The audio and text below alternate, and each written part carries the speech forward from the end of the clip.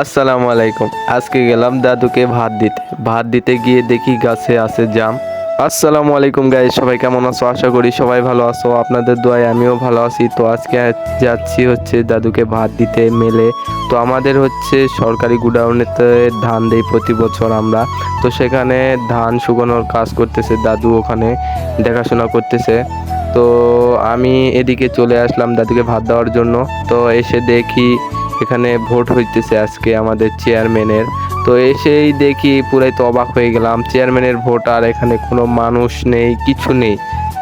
দেন আমি অপেক্ষা করতেছিলাম হচ্ছে গাড়ির জন্য। তো একটা গাড়ি পেয়ে গেলাম, রিক্সাতে চড়ে দাদুর উদ্দেশ্যে রওনা হয়ে গেলাম।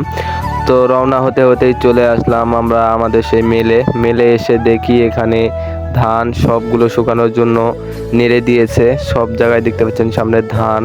তো ধান নেড়ে দেওয়া দেখলাম, দেখে দাদুর জন্য একটু পানি নিতে গেলাম। এখানে এসে দেখি আমাদের মেলের সাইডে নদীর ধারে জামের গাছ। তো জামের গাছ থেকে তো আমি আর সামলাতে পারতেছি না লোভ। তো গাছে উঠে দেখি জাম কত সুন্দরভাবে ধরে আছে। তো সেখানে জাম পারলাম, পারে একটু চেক করলাম, একটা ছিঁড়ে এখন একটু মুখে দেবো, দেখি কিরকম স্বাদ। গাইস, একটা জাম ছিঁড়ে নিলাম, ছিঁড়ে মুখে দেওয়ার সাথে সাথে বুঝতে পারলাম ও সেই স্বাদ, এত স্বাদ কে। এই ডায়লগটা কার অবশ্যই জানাবেন। খুব সুন্দর ভাইরাল হয়ে গেছিল এই ডায়লগটা, আমার কাছে খুব ভালো লাগতেছে। তারপর দাদুকে আস্তে করে বিদায় দিয়ে চলে আসলাম বাসার উদ্দেশ্যে। তো আজকের ভিডিওটা এই পর্যন্তই। ভিডিওটা যদি ভালো লাগে অবশ্যই ফলো করে পাশে থাকবেন এবং চ্যানেলটা সাবস্ক্রাইব করে পাশেই থাকবেন।